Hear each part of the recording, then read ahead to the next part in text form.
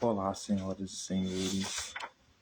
Primeiramente, quero desejar a todos uma ótima noite. Me apresentar, prazer. Eu sou mais conhecido como Deus Saturno, mais conhecido como Senhor do Tempo, como Senhor da Disciplina, como Senhor da Sabedoria, como Senhor do Contrato, Senhor do Acordo, Senhor da Aliança, Senhor da Fertilidade, Senhor da Ordem, Senhor também do Caos, certo?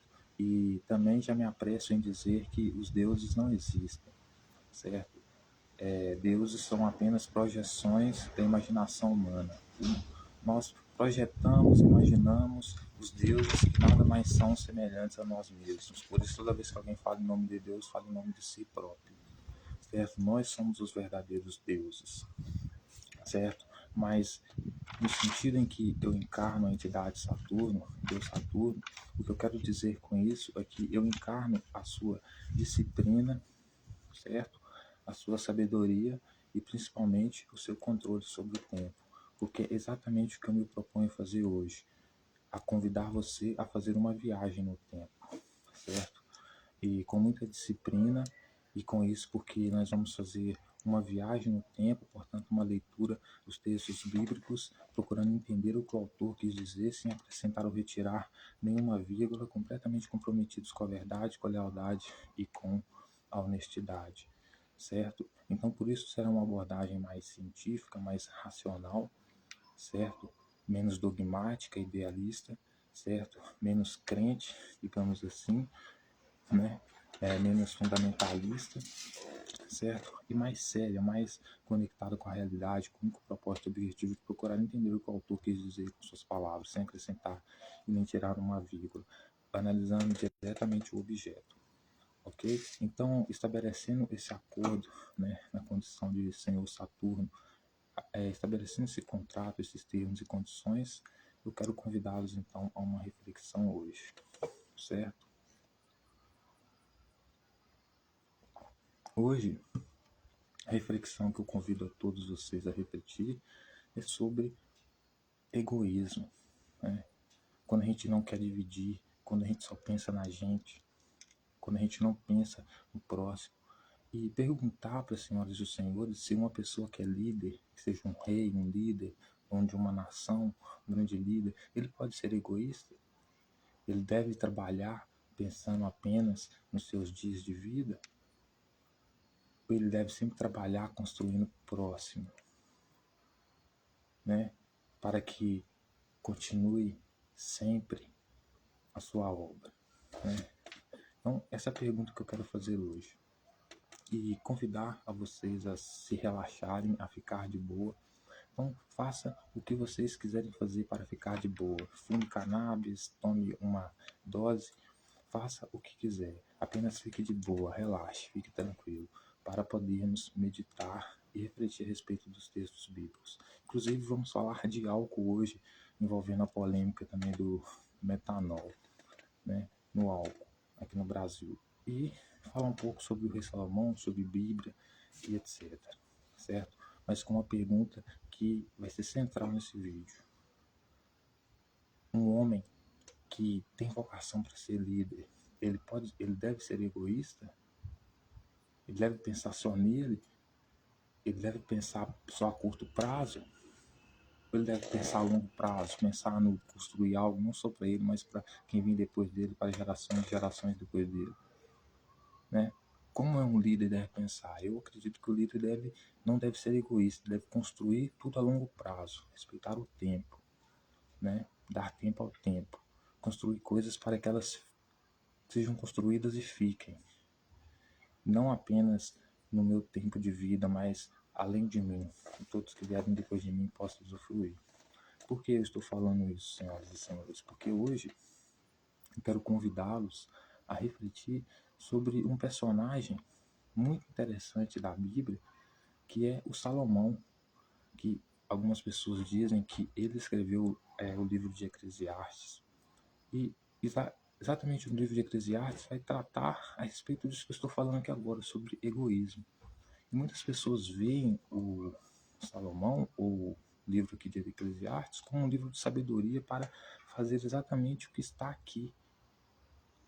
E não olhar para o livro de forma crítica, entender que sim, é um livro bom para ser analisado, de como você não deve ser como tal pessoa, como você não deve ser na vida. Então você deve ver o livro e pensar, eu não devo ser como o rei Salomão é aqui. E não ao contrário, querer ser como ele. E por isso hoje eu quero convidá-los, né, a nossa análise, a nossa leitura e reflexão a respeito do livro de Eclesiastes, que é onde o dito rei Salomão está vivendo um perrengue, um momento da vida dele, de tédio chique, né, de perrengue chique, porque é perrengue do rei, né, e ele, segundo, né, os textos e o que algumas pessoas falam, ele escreve algumas coisas no final da vida, para deixar de lembrança como um livro de sabedoria para os que o têm como sabedoria. E vamos ver então como o rei Salomão se desenrola ao longo do texto, ok? Lembrando que hoje eu vim de vermelho, não à toa, porque aqui tudo é simbólico. Então, para representar o socialismo, que é o modelo, né, social, econômico que eu defendo, que é a distribuição de renda e de riqueza para todos de forma igualitária, igual para todos, né? Todos com direito à saúde, educação, comida, lazer, entretenimento, cultura, ciência, tecnologia, tudo para todo mundo, certo? Salário bom para todo mundo, tudo para todo mundo. Isso é socialismo. Cuidar dos problemas sociais, atender as demandas sociais. Se precisa numa sociedade. Então, ao mesmo tempo, defendo um governo único global, tecnocrata e socialista. Mas isso aqui a gente vai falar mais para frente, ok? Então eu vou aqui só procurar no meu isqueiro, só um segundo. Vou pegar no meu isqueiro.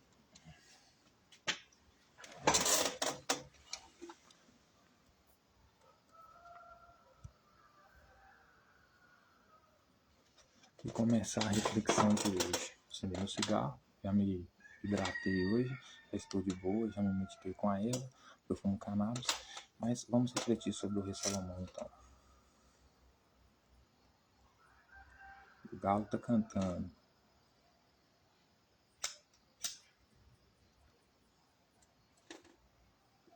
E eu já vou negando Jesus, porque ele é o filho da mãe.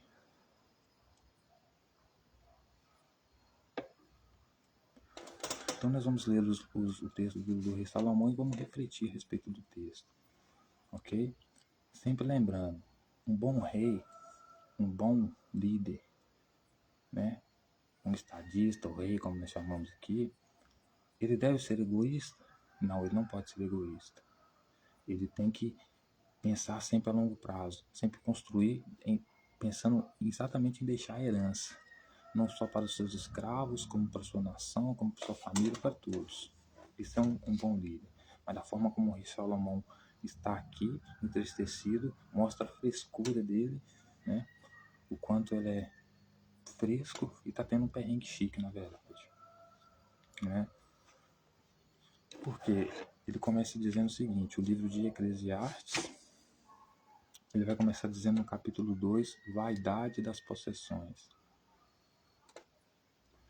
Então, ele possui muitas coisas porque é rei, então ele vai falar que a possessão das coisas que ele tem é vaidade, possuir coisas é vaidade, é uma coisa inútil, não tem significado, não tem sentido, não tem valor, não serve, certo? Então, veja como ele vai dizer. Capítulo 2 de Eclesiastes, versículo 1. Disse comigo, vamos, eu te provarei com alegria, goza, pois, a felicidade, mas também isso era vaidade. Do riso disse, é loucura, e da alegria de que serve. Resolvi no meu coração dar-me ao vinho, regendo-me contudo pela sabedoria, a entregar-me à loucura, até ver o que melhor seria que fizessem os filhos dos homens debaixo do céu, durante os poucos dias da sua vida. Empreendi grandes obras, edifiquei para mim casas, plantei para mim vinhas, etc e tal. Ele continua dizendo que plantou algumas coisas, na verdade ele não. Quem plantou foram os filhos dos homens aqui, que eram os escravos que ficavam debaixo das ordens dele, que era o filho de Deus escolhido. Então, o mais importante aqui é que o rei Salomão, isso a gente já fala de álcool, né? Mas o rei Salomão, senhoras e senhores, ele dizendo com ele mesmo, acordou um dia, teve uma conversa com ele mesmo, com o eu interior dele, que é assim que as pessoas gostam de chamar, com a consciência dele. E a consciência dele falou com ele que naquele dia iria provar ele com alegria, ou seja, ia fazer com que ele vivesse momentos de alegria, né? Que era para ele gozar a felicidade. Só que ele, conversando com ele mesmo, ele disse que isso tudo era vaidade, que isso tudo era insignificante, era inútil, certo? Era querer aparecer, ou seja, ser feliz para ele nesse momento, gozar do que ele tinha, da felicidade, para ele era vaidade. Aí ele chegou a dizer para ele: do riso é loucura, ou seja, não tem por que rir. Rir, para mim, é loucura. E da alegria, do que serve? Não tem alegria, né? Resolvi no meu coração dar-me ao vinho, regindo-me contudo pela sabedoria, entregar-me à loucura, até ver o que melhor seria que fizessem os filhos dos homens debaixo do céu durante poucos dias da sua vida. Então, esse Salomão vai dizer que durante os poucos dias da vida dos escravos, que são os filhos dos homens aqui, que estão debaixo do céu, né, que estão trabalhando para o rei Salomão, dos poucos dias de vida que ele tem, o rei Salomão então acordou um dia, resolveu se entregar ao vinho, ou seja, chapou uma para ficar doidão, resolveu pensar na vida dos escravos, certo? Agindo então com toda sabedoria e se entregando à loucura, ou seja, ele ficou louco, bebeu, chapou os cocos, mas ele estava na sabedoria, na loucura de sabedoria, digamos assim, né? Não estava louco, né, de bebida, né, e insensato, segundo ele, né? Então ele acordou um dia falando com ele mesmo que ele deveria provar da felicidade, ele resolveu chapar um vinho, falando com ele mesmo, doidão lá, na loucura, que chapar um vinho que nada, né? Felicidade não serve para nada, isso tudo é vaidade, para que serve a felicidade? O riso é loucura, a alegria não serve para nada, o que serve a alegria. E resolveu então chapar uma e entregar-se completamente ao vinho, né? Para ficar louco, para ver como vivia a vida dos filhos dos homens, ou seja, dos seus escravos, para ver o que melhor se faria para eles, já que a vida deles era tão curta, já que eles tinham tão poucos dias de vida, né? Aí ele vai dizer: empreendi grandes obras, edifiquei para mim casas, plantei para mim vinhas, jardins, palmares.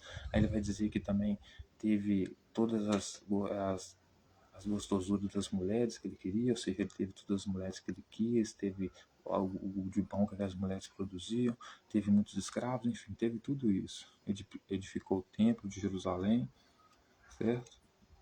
E tudo quanto desejaram meus olhos, não lhes neguei, nem privei o coração de alegria.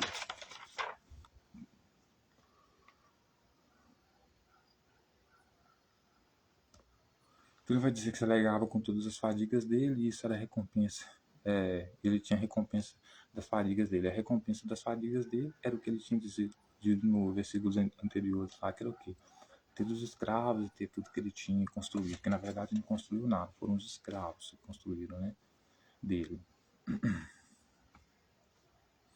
Aí ele vai dizer, senhoras e senhores, a vaidade do trabalho a partir do versículo 18, ainda no capítulo 2.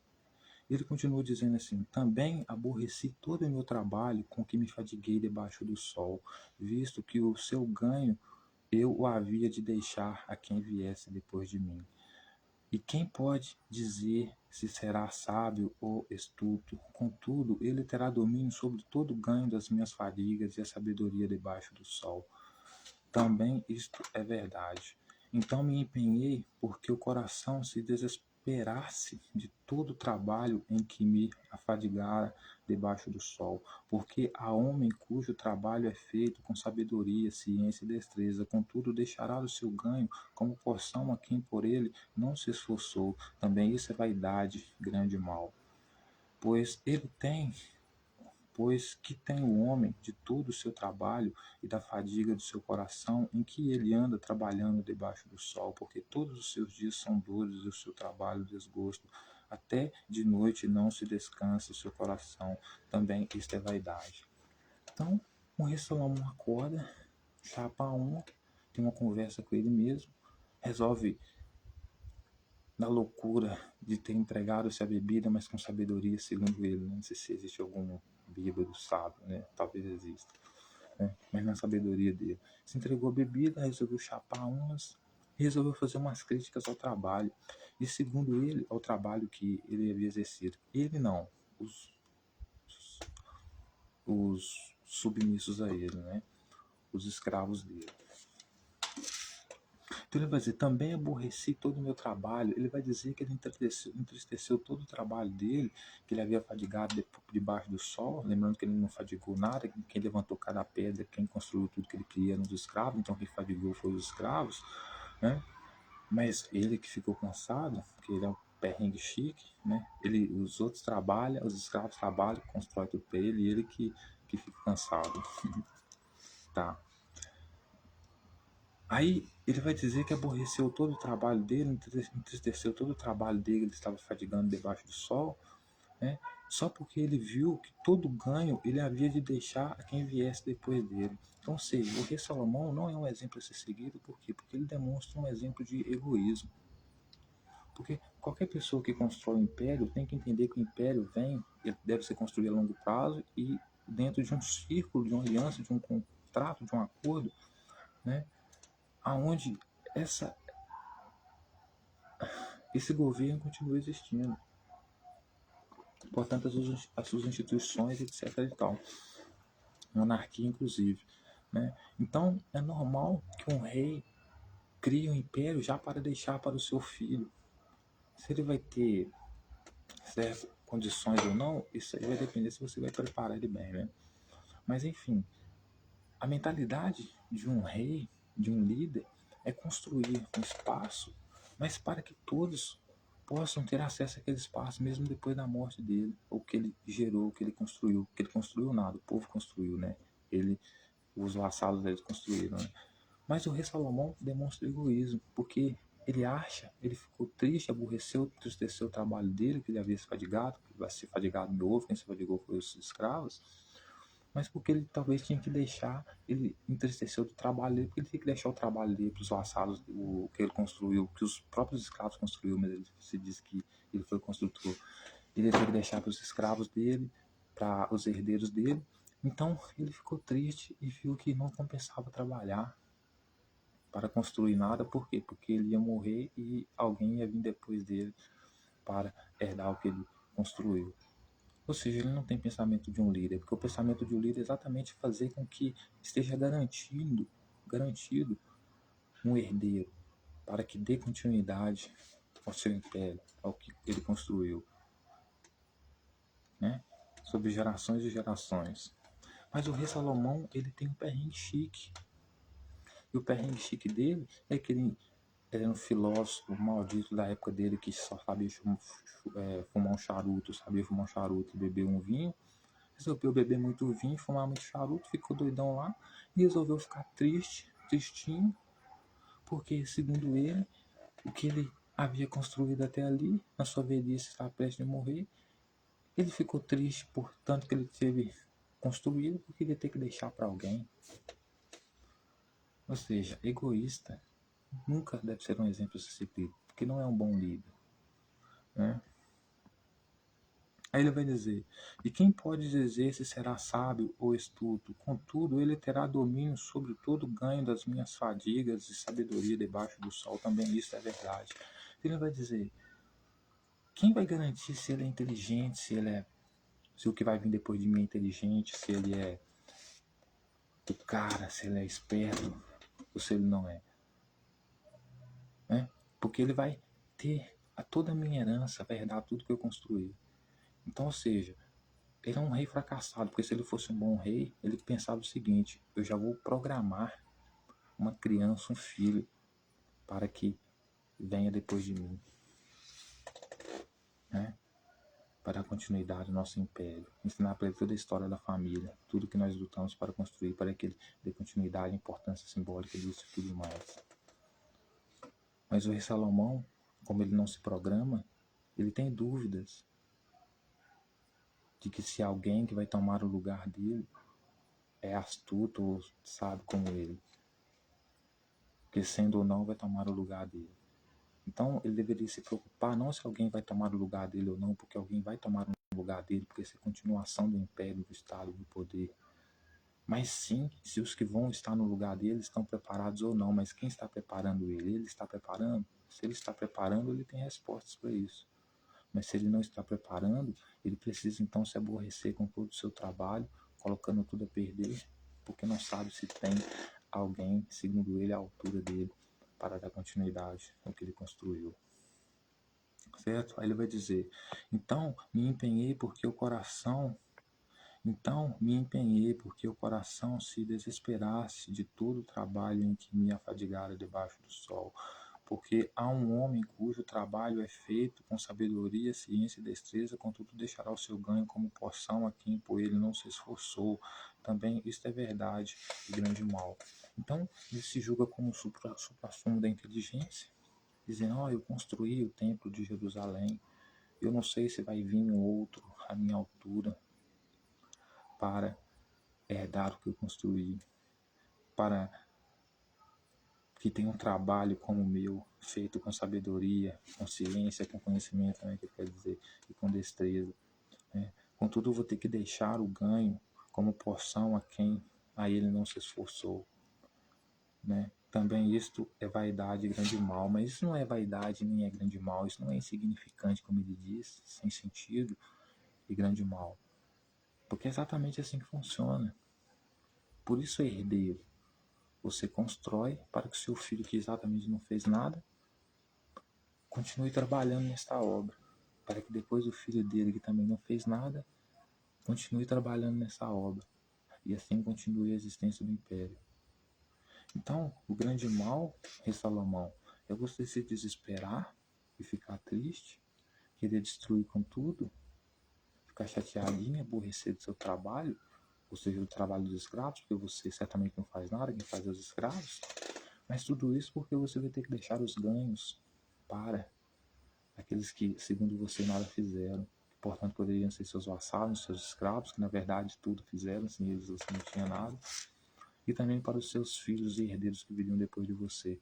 Como toda monarquia normal, é assim que funciona. Depois do rei vem o príncipe, que depois vai ter um filho, que ele vai se tornar rei, depois vai ser príncipe, etc. E tal, e assim vai. Então,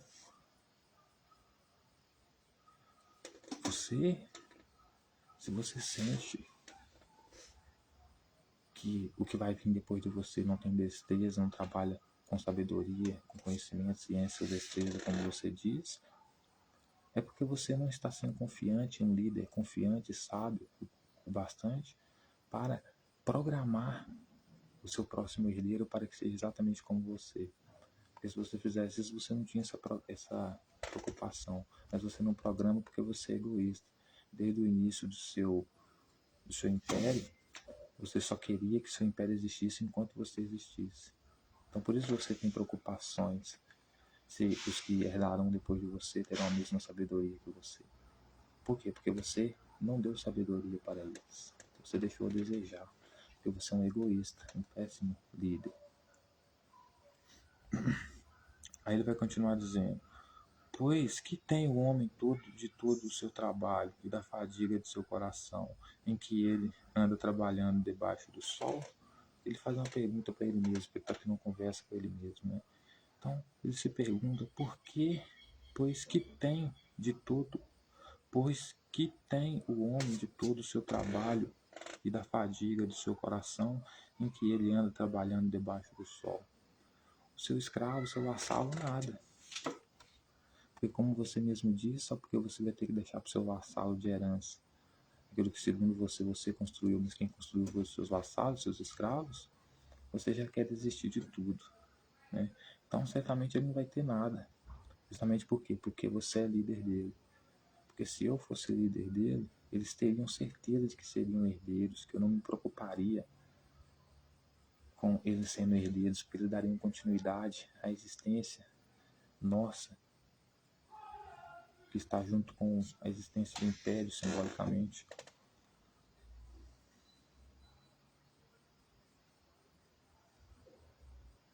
Porque todos os seus dias são dores, o seu trabalho desgosto, até de noite não se descansa o seu coração, também isso é vaidade. Né? Para o trabalhador seu, que trabalha com um cara tão egoísta como você, que fica tristinho e quer parar de trabalhar, quer entristecer o seu trabalho, porque vai vir o seu escravo, o seu vassalo, depois que você morrer vai herdar tudo que você deixou, que na verdade você não construiu, quem construiu foi os seus escravos. Né? Porque todos os dias deles com certeza são dores. O trabalho deles com certeza é desgosto. E nem de noite eles conseguem descansar o coração deles. Por quê? Porque eles são vassalos de você, eles são dirigidos por você. Então eles não têm certeza se tudo aquilo que eles estão trabalhando para construir para você vai ficar para eles depois que eles morrerem, porque eles te conhecem e sabem que você é tão egoísta que você é capaz de acabar com tudo. Só porque vai vir outro depois de você e vai herdar o que você, segundo você, construiu, né? Mas sabe que você não construiu nada. Os seus escravos que construíram. Aí ele vai dizer: nada há melhor para o homem do que comer, beber e fazer que a sua alma goze o bem do seu trabalho. No entanto, vi também que isto vem da mão de Deus. Pois, separado deste, quem pode comer ou quem pode alegrar-se? Ele pergunta: separado deste, né? Que deste quem é esse que vem da mão de Deus, ou seja, dele, rei Salomão, ele desconhece quem pode comer e beber e gozar da vida. Por que ele reconhece? Porque ele vem da mão de Deus, ele é filho de Deus, por isso ele é rei. Né? Então, para ele, todas as coisas são entregues. Ele tem tudo que a população produz para ele. Então, para ele, o homem, é bom que o homem, não há nada melhor para o homem do que gozar e beber e fazer com que a alma goze de todo o fruto do trabalho dele. Só que, no entanto, ele viu que isso tudo vinha da mão de Deus. Então, ou seja, o único que poderia comer e gozar do trabalho dele era o rei Salomão, porque ele vinha da mão de Deus. E por ele vir da mão de Deus, portanto, ele era filho de Deus, e por isso ele era rei. E ele continua dizendo: pois separado deste, quem pode comer ou quem pode alegrar-se? Então, diz ele que ele considera que comer e beber é de bom agrado para o homem, mas só pode receber isso quem vem da mão de Deus. Quem vem da mão de Deus, no caso, é só o rei Salomão, ou seja, o rei Salomão pode comer, se alegrar, tudo mais, mas os seus escravos não. Por quê? Porque ele termina dizendo assim: porque Deus dá sabedoria, conhecimento e prazer ao homem que lhe agrada, mas ao pecador dá trabalho para que ajunte e amontoe a fim de dar aquele que agrada a Deus. Também isto é vaidade, correr atrás do vento. Então, para o trabalhador, isso realmente é vaidade, rei Salomão. Trabalhar para ele é insignificante, é inútil, mas para você é maravilhoso. Por quê? Porque o escravo é maravilhoso. Porque o escravo aqui, ele é considerado pecador, por isso ele é escravo, porque você mesmo disse que Deus dá trabalho para punir o homem, né? Que é pecador, né? Então, o seu escravo, que é pecador, ele não vem da mão de Deus, portanto ele não é filho de Deus, ele não é rei. E o único que vem da mão de Deus, que pode comer e beber bem e gozar do fruto do seu trabalho, é aquele que é rei. Por quê? Porque é para o rei que as outras pessoas, os outros escravos amontoam e geram riqueza. Então, na lógica do rei Salomão, o único que pode comer e beber bem e gozar do fruto do trabalho dele É ele, rei Salomão. Por quê? Porque ele vem de Deus, ele vem da mão de Deus, por isso ele é filho de Deus, por isso ele é rei. Mas alguém amontoa e gera riqueza para o rei. E quem gera riqueza amontoa riqueza para o rei. E esse é o escravo. Então, na lógica de Salomão, o escravo não pode comer e beber e gozar da vida dele, porque a vida dele é uma vaidade pura. Por quê? Porque ele é pecador. Por que ele é pecador? Porque é ele que trabalha, ele que amontoa riquezas para dar para o rei. E como Salomão está em nome de Deus governando, ele está em nome de Deus governando, em nome dele mesmo, claro. Então ele é o único que vem na mão de Deus, segundo ele, que é digno de curtir o fruto do seu trabalho, que não trabalha na verdade nada. Por quê? Porque para ele, os pecadores só pode comer e beber aquele que vem na mão de Deus. Quem vem na mão de Deus é ele. Os escravos não, porque os escravos, eles são os que amontoam riquezas para o rei, que no caso é o rei Salomão. E na lógica dele, eles amontoam riquezas porque eles são escravos, porque eles são pecadores. Porque são pecadores, devem amontoar riquezas para dar para o rei Salomão. Né? Então, o rei Salomão não deve ser um exemplo a ser seguido, porque ele é egoísta. É tudo para ele, porque ele é o queridinho de Deus, os outros não. Os escravos não são de Deus, não vêm da mão de Deus. Por isso a vida deles, o trabalho deles é uma vaidade, sem sentido. Por quê? Porque eles são escravos, eles são pecadores. Então ele amontou para o rei Salomão, que ele agrada a Deus. Riquezas para ele, porque ele agrada a Deus. Então ele é egoísta. Ele jamais teria, se ele vivesse nos dias de hoje, condições de fazer parte do nosso governo único mundial, que é socialista, que é a distribuição de renda e de riquezas. Né? Por quê? Porque ele não queria dividir. O perrengue dele é porque ele sabia que iria morrer. Então, segundo ele, o trabalho dele era uma vaidade, porque ele ia ter que deixar para os escravos, que eram os pecadores que ajuntavam para ele. Então, isso era vaidade, porque segundo ele, os escravos não têm inteligência, não têm ciência como ele para trabalhar, como se ele erguesse cada pedra, ele fizesse tudo sozinho, porque a mentalidade dele. Ele não existe sem os escravos, mas ele se coloca acima dos escravos. Eu jamais seria um socialista. Lutaria pelo direito dos trabalhadores. Principalmente aqueles que exercem contrato com Saturno, que é o deus da fertilidade, portanto, o deus dos camponeses. E por que eu estou dizendo isso, senhoras e senhores? Porque, veja bem, um dia desses, tendo uma conversa com minha tia, né, ela estava falando comigo sobre a minha avó e falando que a mãe da minha avó era índia. Novidade nenhuma, né? Brasileiro, antes de ser colonizado pelo Portugal, era todo mundo índio. Né? E estava explicando a forma como ela foi encontrada, etc e tal. Aí eu pensei, bem, é estranho as coisas, né? Porque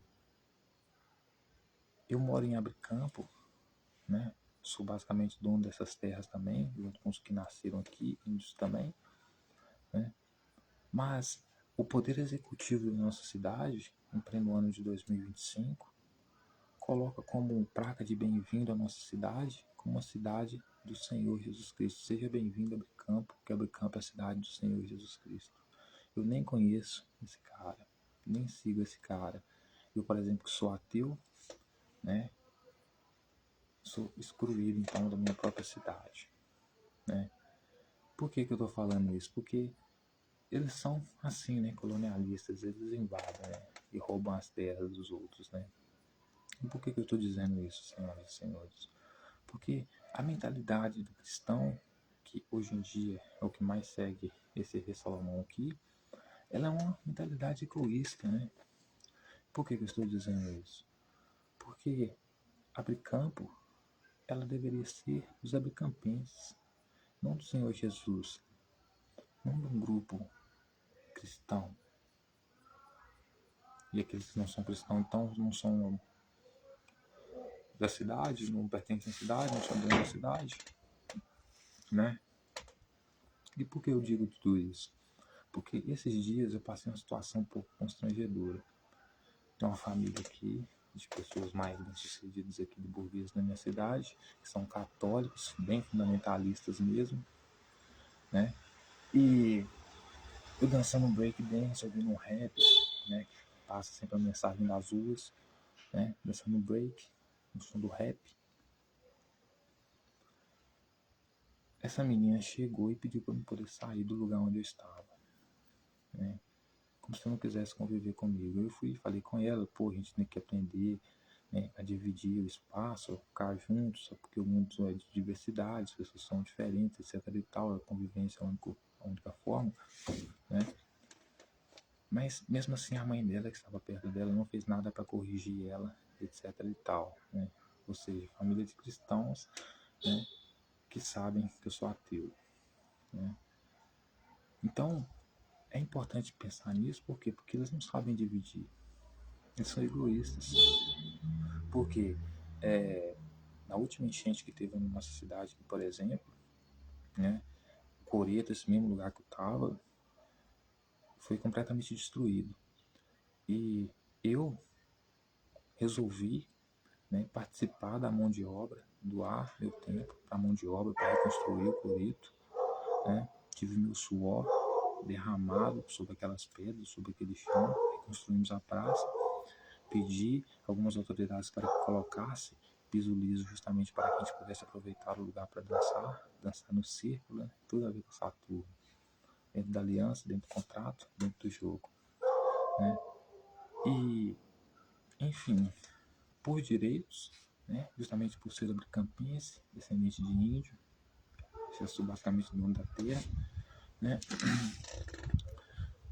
Sou basicamente expulso, sou basicamente jogado na minha cara que a minha cidade não é minha, que sou índio, é do Senhor Jesus, então é dos portugueses.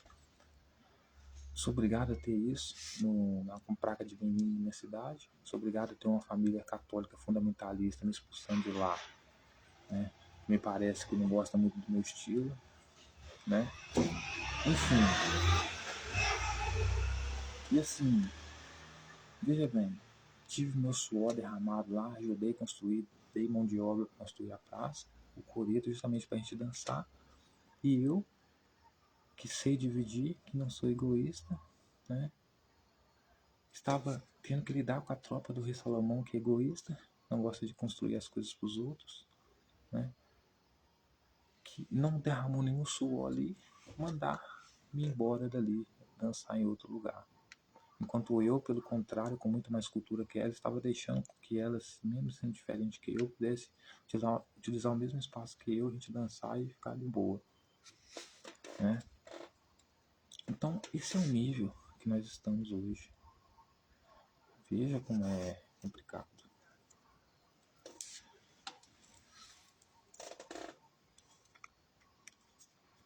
E mesmo assim, mesmo tendo construído, levantado cada tijolo daquele coreto, eu ainda tive a mentalidade que eles, seguidores do rei Salomão egoísta, que não sabem construir nada para deixar para o próximo, só para aproveitar no tempo deles, porque não sabem dividir, não são socialistas, né?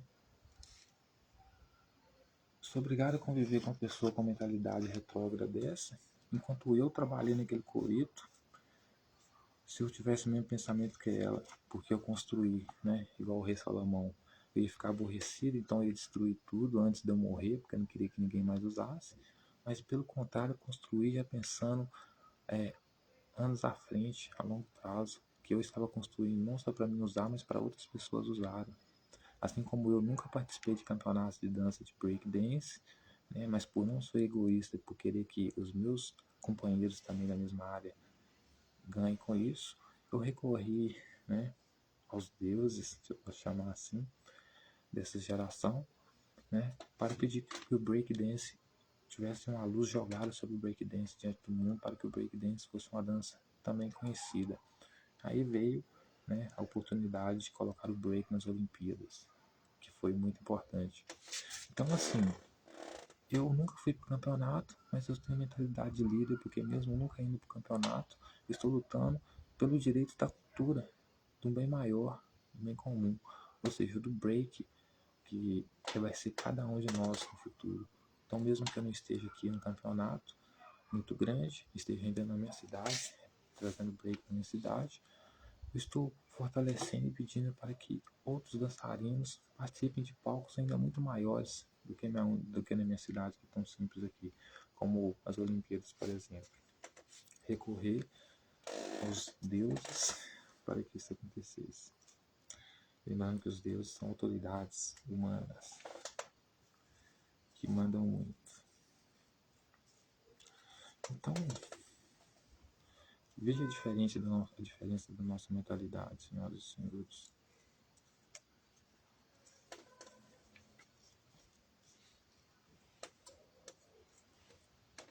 Enquanto eu consigo conviver com a diversidade de boa, eu sou obrigado a ver pessoas que acham que eu não deveria participar de um lugar, de um certo ambiente, porque aquele lugar ali é delas, como a praça, por exemplo. Porque elas têm uma ideologia egoísta, igual a do rei Salomão. Tudo que eles têm é só para eles e nada para os outros. Aí eu estava pensando,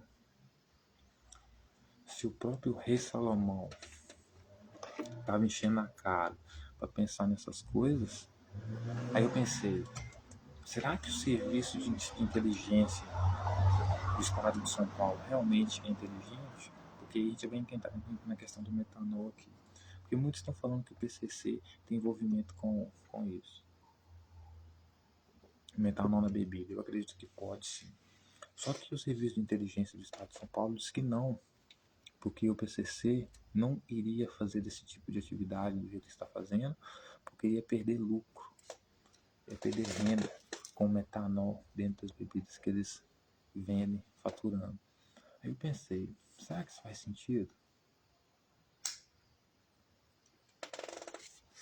Acho que não, porque você, para entender o que um bandido está falando, você precisa pensar como um bandido. Para você entender como um bandido está agindo, entender como ele está agindo, você precisa pensar como um bandido. Então vamos lá, PCC. PCC é como se fosse um estado paralelo. Por isso o PCC tem tanta grana. Por quê? Porque o PCC é isso que ele propõe a ser, primeiro comando, como se fosse um estado. Por que eu estou dizendo isso? Porque para ser um estado você precisa de quê? De muito dinheiro, certo? Por quê? Porque as pessoas trabalham, a sociedade existe assim, as pessoas trabalham, recebem pelo seu trabalho porque tem influência do dinheiro. O dinheiro estimula as pessoas a ganhar dinheiro. Então você ter dinheiro, você basicamente se torna muito poderoso. Então o PCC faz isso. E se você for pensar como um bandido, vamos supor que o PCC, e de fato a gente sabe que pode acontecer, tem influência dentro do poder legislativo, deputados, etc. e tal, deles lá.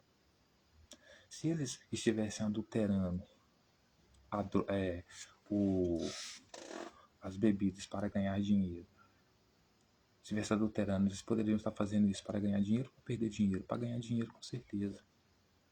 Porque eles poderiam fazer o seguinte, já que eles têm deputado lá, vereador, tudo certo, lá com eles lá, eles envenenam algumas garrafas de bebida, botam esses deputados para começar a proibir a bebida aqui no Brasil, a bebida tornando proibida, se torna mais cara, as pessoas não vão deixar de beber, vão pagar mais caro, e o PCC vai lucrar não só ainda o preço pela bebida, mas o preço do metanol que eles não poderiam vender mais em cima da bebida. Vai lucrar em cima da bebida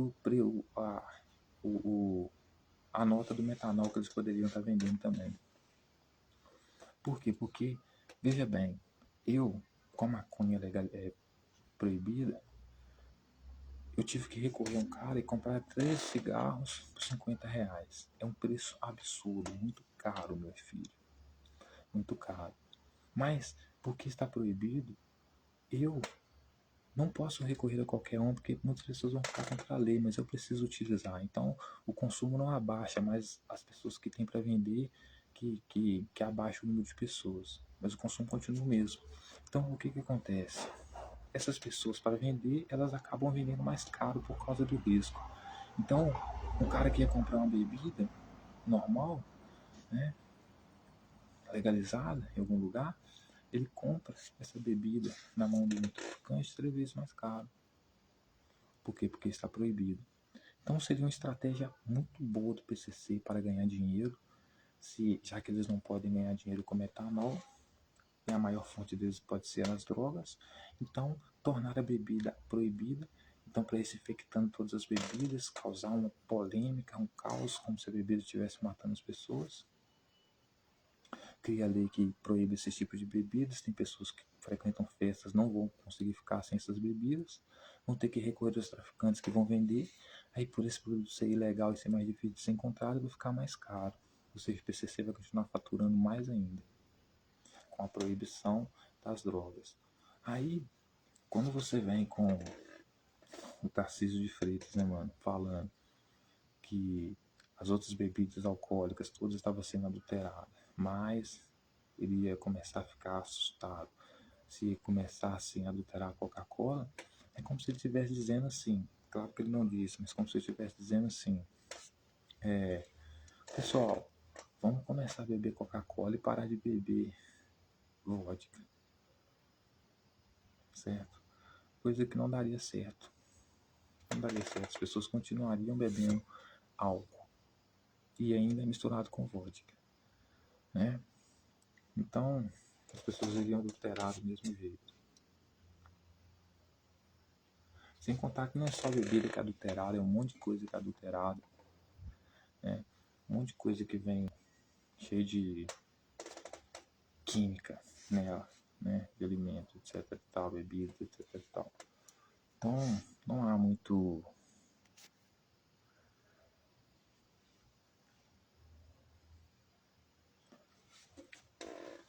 Então, Tarcísio, né? Eu discordo um pouco do serviço de inteligência nesse sentido, porque eles estão infiltrados no Estado, né? E eles são basicamente um Estado paralelo, né? A forma deles continuarem mandando é gastar, é ganhar mais dinheiro, continuarem controlando e ganhar mais dinheiro, né?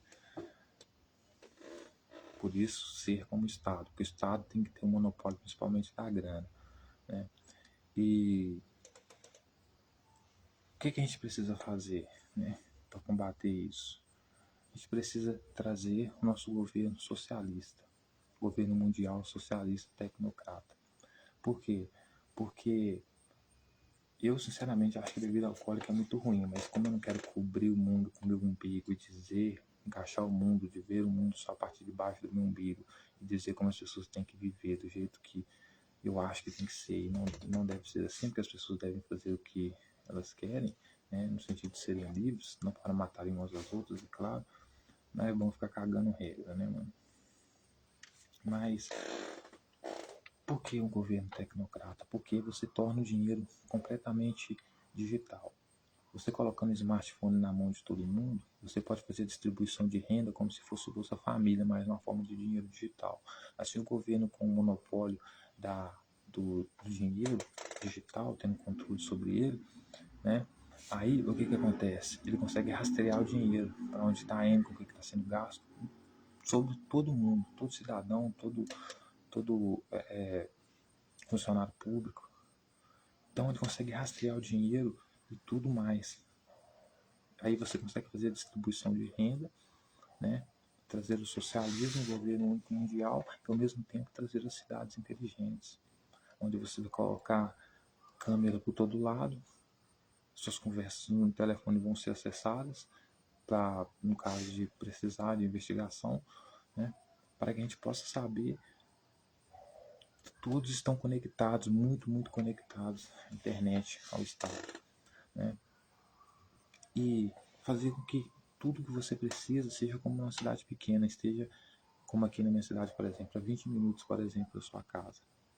Que tenha câmeras pela rua inteira, que seus dados estejam registrados, né, de forma digital, dinheiro digital, tudo certo. Porque o dinheiro, o governo vai mandar direto na sua conta. Você vai receber a sua renda básica, certo?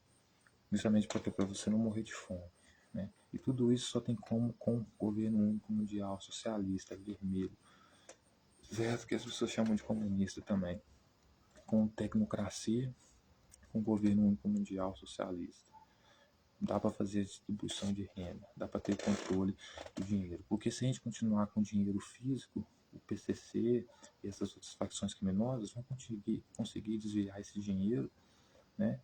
E a gente perder acesso a esse dinheiro, onde esse dinheiro está, e que esse dinheiro roubado ficar amontoando dinheiro e ficar grande, tão grande como o Estado, né? Por quê? Porque o Estado consegue ser grande por causa principalmente da sua força armada, mas também por causa do dinheiro, da sua população também, é claro. Sem população, sem mão de obra não existe, né? Sociedade, né? Então,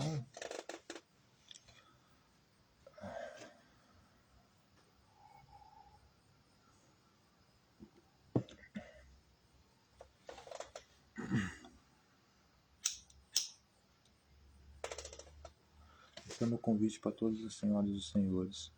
Sair do mundo do egoísmo e entrar no mundo da distribuição de renda, do socialismo, do governo único mundial, tecnocrata socialista, certo? Porque enquanto nós estivermos sem controle do total do dinheiro das pessoas, né, no sentido de estar filmando tudo a todo momento, né, ter todos os dados, a gente vai ficar reféns dos grupos que surgem da sociedade como facções criminosas, que é super normal também.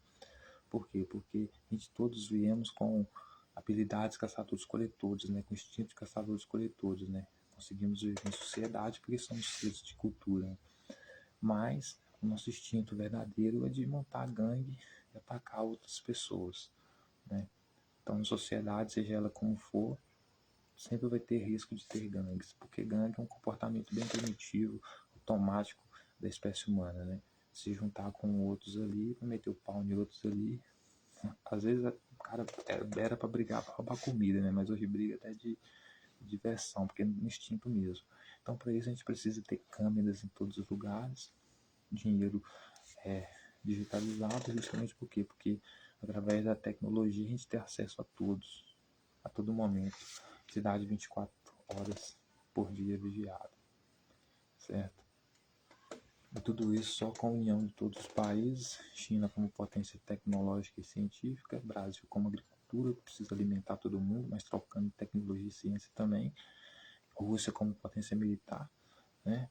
Ciência também, e a gente vai misturando aí, fazendo uma aliança aí, um acordo, estabelecer esse governo único mundial socialista aí.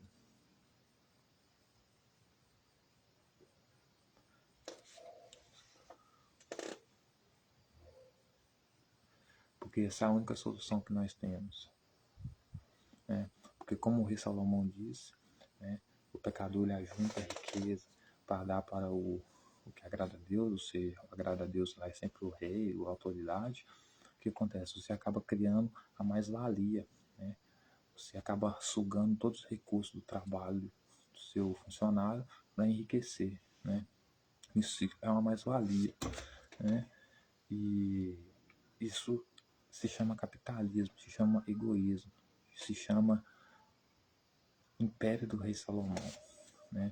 A gente precisa de um socialismo, distribuição de renda, né? E para isso não pode ter egoísmo, né?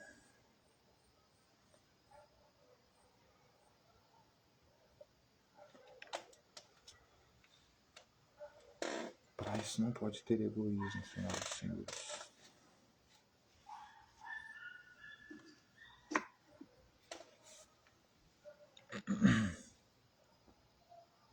Então é isso, termino essa live aqui e espero que as senhoras e senhores tenham refletido bastante, que continue refletindo. E é isso aí, senhoras e senhores. Até mais. Beijo a todos vocês, amo todos vocês, seus lindos, maravilhosos, mulheres que eu marco aqui, vocês são deuses, amo vocês, sou extremamente submisso a vocês, porque eu sou louco por vocês, amo vocês. E é o seguinte, o que a gente precisa é um governo único, mundial, tecnocrata, socialista, certo? Justamente por quê? Porque a sociedade, ela não é diferente de como é que eu posso dizer, de a nossa sociedade, nossa relação social não é diferente da nossa relação mundial. Se dentro da sociedade você tem grupos que são abandonados pelo Estado, né? O Estado não cuida, esse grupo se torna marginal, esses marginais se tornam força de revolução que depois vão contra o Estado. Né? Por quê? Porque vão morrer de fome e vão ter que fazer alguma coisa para ter comida, para roubar comida, alguma coisa. Sempre vai ter alguém que vai fechar com eles, certo? Então eles vão conseguir fazer isso. Né? E na relação mundial é a mesma coisa. Né? Se você oprime os países mais menos desenvolvidos, você faz com que eles vão empobrecendo e, como todo animal encurralado, tem que sobreviver, né? Tem que comer, né? E isso faz com que eles roubem os países mais avançados. Então, a única coisa que pode resolver isso, né, é a distribuição de renda, né? O socialismo, o governo único mundial, que só é possível através da moeda digital, que tem como fazer ela, rastrear ela e jogar ela direto no seu bolso aí, no seu smartphone, digamos assim. Mas tudo isso com a tecnocracia, certo? E é a única forma de a gente fazer alguma coisa justa pela humanidade de verdade. Então, até mais. Beijão. E é isso. Não sejam egoístas. Não sejam como o rei Salomão, que é muito egoísta. Certo? O império dele falhou. Por quê? Porque ele era egoísta. Né? Ele era um cara que não respeitava o tempo. Não sabia que o império você constrói. Assim como eu construí aquele pequeno coreto para dançar e não construí só para mim, trabalhei nele para que outras gerações possam, através de mim, né, conhecer o break, continuar dançando ali e levando o break para outros lugares, levando o nome da cidade para outros lugares. Assim também tinha que ser o rei Salomão, né? Não se importar porque o que ele construiu ia ficar para alguém depois dele, mas sim se orgulhar disso, porque ia dar continuidade ao seu império, mas apenas preparar pessoas para fazer isso, ao invés de se aborrecer, ficar tristinho, porque apenas não programou pessoas para isso, então não tinha a certeza se viria pessoas com capacidade dele, né? Então, a mesma coisa no nosso governo mundial, né? A gente começa trabalhando hoje para que ele continue para sempre, né? Porque é a única forma de manter a sociedade com dignidade, né? Como eu disse, com todo mundo tendo direito a todas as coisas: educação, ciência, cultura, entretenimento, tecnologia, saúde, educação, cultura, tudo, certo? Então termino aqui essa nossa mensagem de hoje. Não sejam como o rei Salomão, sejam como a China. Inclusive eu amo os chineses. O meu primeiro contato com atividades físicas foi com Kung Fu, mano. Adoraria me casar com um branquinho chinês. Amo vocês. Kung Fu, cara. Amo Kung Fu. Graças ao Kung Fu, consegui aprender capoeira e depois breakdance. E assim vamos, evoluindo cognitivamente, intelectualmente, também fisicamente. Peace, tchauzinho. Lembre-se, Rei Salomão não é um exemplo a ser seguido. E abre campo não é do Senhor Jesus Cristo, abre campo é dos abricampenses, dos índios, não dos colonos portugueses, cristãos, Jesus Cristo. Tchau, tamo junto. Assim como o Brasil não é do Senhor Jesus Cristo, o Brasil é dos brasileiros, dos índios. O pessoal acha que Portugal, que a Europa nunca teve índio. A humanidade era de caçadores e coletores. Se um grupo de caçador-coletor conseguiu montar uma sociedade, outros também conseguiriam, que inclui índios também. Precisava de Portugal para ter evoluído. Não, a gente evoluiu de qualquer jeito. O Brasil sempre foi grande. É isso. Tchauzinho. Faz parte da evolução. Mas não vivemos sem ela.